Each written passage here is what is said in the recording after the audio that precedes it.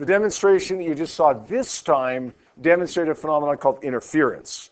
Interference occurs when two or more waves hit each other, keep going.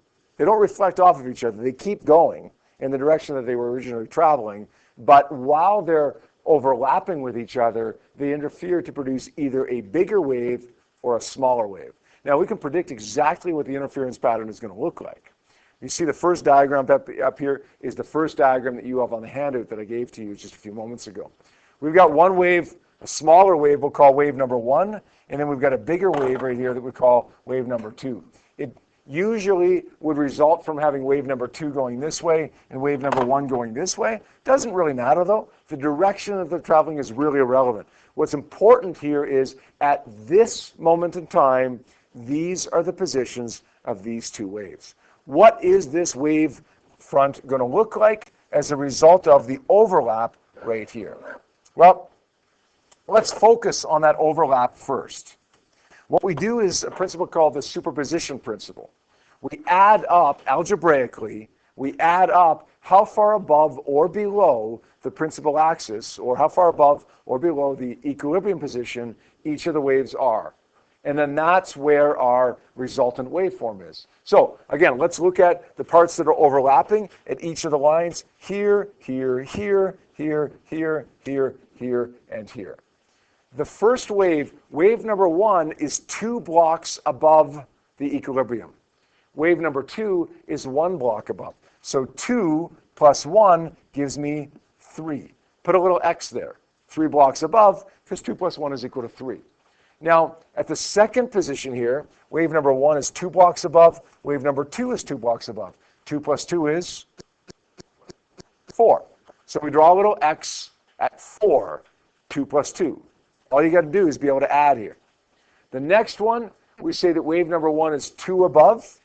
Wave number 2 is about 2.5 above. So what's 2 and 2.5? About 4.5. We don't have to be perfect on this, but just close.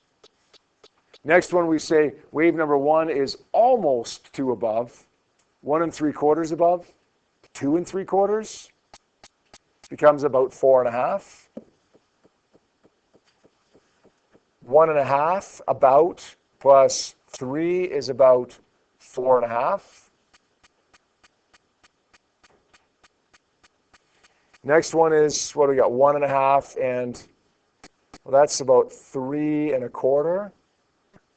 So we got about 4 3/4 there above. Next one is, looks like about 1 1/4 maybe, roughly. See that? 1 1/4, 3 1/4, 1 1/4, 3 1/4 gives me 4.5. This one's a half above, and about 3.5 above, roughly. Adds up to give me almost 4. This is where the waves overlap. That's the hardest part. The easy part is over here and over here where they don't overlap. Let's join some dots now, okay? Do some little kindergarten or grade 1 work here. Let's join these dots together. This is the overlapping of the waves. Now let's just trace this out, the first wave where they don't overlap, and trace this out, the second wave where they don't overlap. So I send one wave down, the first wave, the blue one. Demi sends one wave down, the green one. And while they're overlapping with each other in this position, the resulting waveform that we see is this red one. This we call constructive interference. Why is it constructive interference? Because we get a wave that is bigger than we started with. Okay, my wave is fairly small there. Demi's wave is a little bit bigger. The resultant wave is even bigger than Dami's wave there. It's constructing a new, bigger wave, constructive interference. One more that looks like this. Remember, wave number 1, wave number 2. Wave number 1 is above, wave number 2 is below. Let's look at the part that overlaps. Specifically here, here, here, here, here, here, here, and here. These are the parts that overlap. Wave number 1 on the first position looks like 2 blocks above. Wave number 2 is Let's think about 1.5 blocks below. What do you think they're going to combine? 2 above, 1.5 below gives me 0.5 above, about a half above. 2 plus negative 1.5 gives me 0.5. Looks like 2 above for the next one and 2 below. They're going to add up to give me 0. 2 above and 2.5 below. 2 plus negative 2.5 gives me negative 0.5.